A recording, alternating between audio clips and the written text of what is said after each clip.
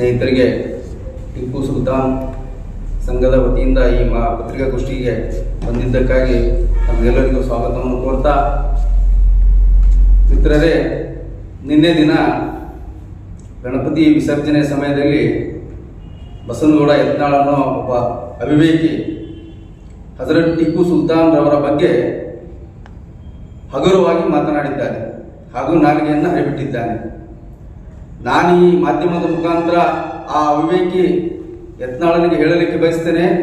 ಅವಿವೇಕಿ, ನಿನ್ನಂಥ ಹರಗುಬಾಯಿಯವರು ಟಿಪ್ಪು ಸುಲ್ತಾನ್ ರವರ ಬಗ್ಗೆ ಮಾತನಾಡಿದರೆ ಟಿಪ್ಪು ಸುಲ್ತಾನ್ ರವರ ಶೌರ್ಯ, ಅವರ ಧೀರತನ ಮತ್ತು ಅವರ ಹೆಸರಿಗೆ ಕಳಂಕ ಬರಲಿಕ್ಕೆ ಸಾಧ್ಯವಿಲ್ಲ. ನೀನೆಲ್ಲ, ನಿನ್ನಂಥ ಸಾವಿರಾರು ಜನ, ಲಕ್ಷಾಂತರ ಜನ ಟಿಪ್ಪು ಸುಲ್ತಾನ್ ಏನು ಅನ್ನೋದನ್ನ ಅವರ ಸಮಯದಲ್ಲಿ ಅರಿತಿದ್ದಾರೆ. ನಿನಗೆ ಕೇವಲ ಒದರಾಕ ನೀನು ಕೊಂಡ್ಬಿಟ್ಟಿದ್ದೆ. ರಾಜ್ಯ ತುಂಬ ಧರ್ಮಗಳ ಮಧ್ಯೆ ಬೆಂಕಿ ಹಚ್ಚೋದು, ಯಾರು ಬೇಕವ್ರಿಗೆ ಹೆಂಗ್ ಬೇಕಂಗೆ ಮಾತಾಡೋದ ನಿನ್ನ ಉದ್ದೇಶಕ್ಕೆ. ನಿನ್ನ ಉದ್ದೇಶ ಏನಂದ್ರೆ ಗೊತ್ತಾಗ್ತಾ ಇಲ್ಲ. ಯಾಕೆ ಈ ರೀತಿ ಮಾತಾಡ್ತಾ ಇದೀವೋ ನನಗಂಕರ್ ಗೊತ್ತಾಗವಲ್ದು. ನೀನು ಮೊದಲು ಟಿಪ್ಪು ಸುಲ್ತಾನ್ ಅವರ ಚರಿತ್ರೆಯನ್ನು ಓದು ಒಂದ್ಸರಿ. ಇಲ್ಲಾಂದ್ರೆ ನಿನಗೆ 2012 ಫೋಟೋ ತೋರಿಸ್ಬೇಕಾಗತ್ತೆ. 2012ರಲ್ಲಿ ಯತ್ನಾಳನ ಒಬ್ಬ ಅವಿವೇಕಿ ಟಿಪ್ಪು ಸುಲ್ತಾನ್ ಅವರ ಜಯಂತಿ ಮಾಡ್ಯಾನ. ಅವಾಗ ಆ ಜಯಂತಿ ಮಾಡ್ಯಾನ. ಈಗೇನೈತೆ ಅವ್ರ ವಿರುದ್ಧ ಯಾವ ರೀತಿ ಬೇಕೋ ಆ ರೀತಿ ಹೇಳ್ಕೊಂತ ಇರಾಗ್ತಾನ. ಅವನಿನ ಎಚ್ಚರಿಕೆಯನ್ನು ಕೊಡಕ್ ಬಯಸ್ತೀನಿ. ನಿಂದ ಕೆಲಸ ಐತೆ, ನೀ ಹಂಗ ಒದಕೊಂತ ಅಡ್ಯಾಡ. ಅದೇನ ಅಣ್ಣ ಬಸವಣ್ಣವ್ರು ಹೇಳ್ತಾರಲ್ಲ, ಲೋಕದ ಡೊಂಕನ್ನ ನೀನೇನು ತಿದ್ದುವಿ, ಹಂಗ ಇವನ್ ಡೊಂಕಂಕ ನಮಗ್ ತಿದ್ದಕ್ ಆಗಂಗಿಲ್ಲ. ಆದ್ರೆ ನಾವು ಈ ಒಂದು ವಿಷಯ ಹೇಳೋದೇನಂದ್ರ, ಟಿಪ್ಪು ಸುಲ್ತಾನ್ ಅವರ ಶೌರ್ಯ, ಅವರ ಧೀರತನ, ಈ ದೇಶಕ್ಕಾಗಿ ತನ್ನ ಮಕ್ಕಳನ್ನು ಒತ್ತೆ ಇಟ್ಟಂತ ವೀರ ಯಾರಾದ್ರೂ ಅದು ಹಜರತ್ ಟಿಪ್ಪು ಸುಲ್ತಾನ್.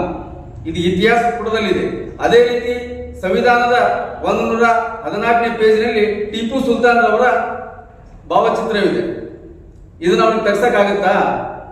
ಸಂವಿಧಾನ ಬರೆಯುವ ಸಮಯದಲ್ಲಿ ಡಾಕ್ಟರ್ ಬಾಬಾ ಸಾಹೇಬ್ ಅಂಬೇಡ್ಕರ್ ಅವರು ಟಿಪ್ಪು ಸುಲ್ತಾನ್ ಅವರ ಭಾವಚಿತ್ರವನ್ನ ಸಂವಿಧಾನದಲ್ಲಿ ಸೇರಿಸಿದ್ದಾರೆ. ಯಾತಕ್ಕಾಗಿ ಸೇರಿಸಿದ್ದಾರೆ? ಇವನು ಹೇಳೋ ಹಾಗೆ ಆಗಿದ್ದರೆ ಸೇರಿಸಲಿಕ್ಕೆ ಆಗ್ತಿತ್ತ? ಸಂವಿಧಾನದಲ್ಲಿ ಸೇರಿಸಲಿಕ್ಕೆ ಆಗ್ತಿರ್ಲಿಲ್ಲ. ಆದ್ದರಿಂದ ಅದು ಹಗಲಿ ಮುಗ್ಲಿ ಏನೈತೆ, ಅದು ಒದರದೊಂದು ನಾಯಿ ಹೊಂಟು ಬಿಡತ್ತೆ. ಏನು ಹೇಳಕ್ಕಾಗಲ್ಲ. ಅದಕ್ಕೆ ಒದರಬೇಡ ಅಂತ ಹೇಳಿದ್ರು ಅದು ಕೇಳಂಗಿಲ್ಲ. ಆದ್ರೆ ನಾವು ಪತ್ರಿಕಾಗೋಷ್ಠಿ ಕರೆದಿದ್ದ ಉದ್ದೇಶ, ನಿಮ್ಮ ಮಾಧ್ಯಮದ ಮುಖಾಂತರ ಹಜರತ್ ಟಿಪ್ಪು ಸುಲ್ತಾನ್ ಶಹೀದ್ ಇವರ ಅಭಿಮಾನಿಗಳು ಮತ್ತು ಯುವಕರಿಗೆ ನಾ ಕರೆಯನ್ನು ಕೊಡ್ತಾ ಇದ್ದೇನೆ. ಇಂದು ಮಧ್ಯಾಹ್ನ ಸರಿಯಾಗಿ 2:30 ಗಂಟೆಗೆ ಕಂಠಿ ಸರ್ಕಲ್ದಲ್ಲಿ ಬಸವನಗೌಡ ಯತ್ನಾಳನ ಗಡೀಪಾರ್ ಮಾಡಲಿಕ್ಕೆ ಸರ್ಕಾರಕ್ಕೆ ನಾವು ಆದೇಶವನ್ನು ಮಾಡ್ತೇವೆ. ತಕ್ಷಣವೇ ಇವನ್ನ ಗಡೀಪಾರ್ ಮಾಡಬೇಕು, ಇಲ್ಲಾಂದ್ರೆ ನಡೆಯಂಗಿಲ್ಲ. ಯಾಕಂದ್ರೆ ಇವ್ ಕೆಲಸನ ಅದಾಗ್ಬಿಟ್ಟಿದೆ. ಇವ ಆಗಿದ್ದು ಶಾಸಕ, ಬಿಜಾಪುರದ ಅಭಿವೃದ್ಧಿ ಮಾಡುವ ಅಂತಂದ್ರ ರಾಜ್ಯ ತುಂಬ ಏನೈತೆ ಒಂದು ಸಮುದಾಯದ ಮಹಾನ್ ನಾಯಕರ ಬಗ್ಗೆ ಒದರ್ಕೊಂತ ಅಡ್ಯಾಡಕತ್ಬಿಟ್ಟಾನ. ಅದಕ್ಕೆ ನಾನು ಎಲ್ಲಾ ಯುವಕರಿಗೆ, ಇಲ್ಕಲ್ ನಗರದ ಎಲ್ಲಾ ಯುವಕರಿಗೆ ಕರೆಯನ್ನು ಕೊಡ್ತಾ ಇದ್ದೀನಿ. ಇವನ ವಿರುದ್ಧ ಇವತ್ತು ನಮ್ಮ ಆಕ್ರೋಶ. ನಾವು ಟಿಪ್ಪು ಸುಲ್ತಾನ್ ಅವರ ಅಭಿಮಾನಿಗಳು.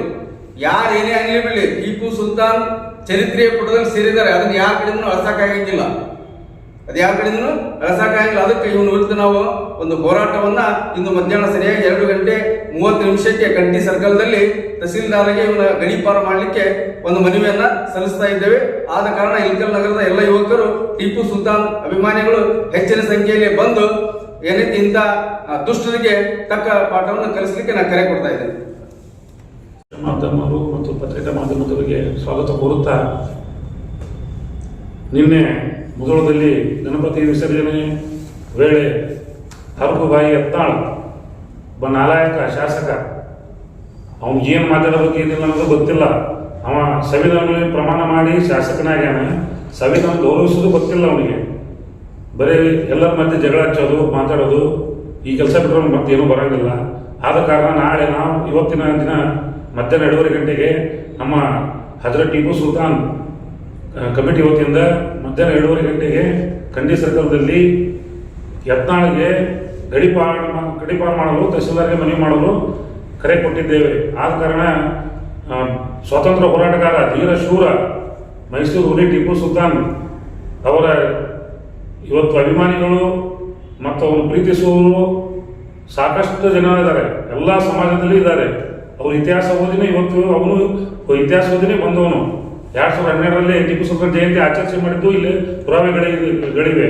ಅದು ಮಧ್ಯಾಹ್ನ ತೋರಿಸ್ತೀವಿ ನಿಮಗೆ. ಆದ ಕಾರಣ ಎಲ್ಲರೂ ಇವತ್ತು ಈ ಪ್ರತಿಭಟನೆ ರ್ಯಾಲಿಯಲ್ಲಿ ಎಲ್ಲರೂ ಬಂದು ಅವನನ್ನು ಗಡಿಪಾಡು ಮಾಡಲು ಆಗ್ರಹಿಸಬೇಕಾಗಿ ವಿನಂತಿ. ಧನ್ಯವಾದ.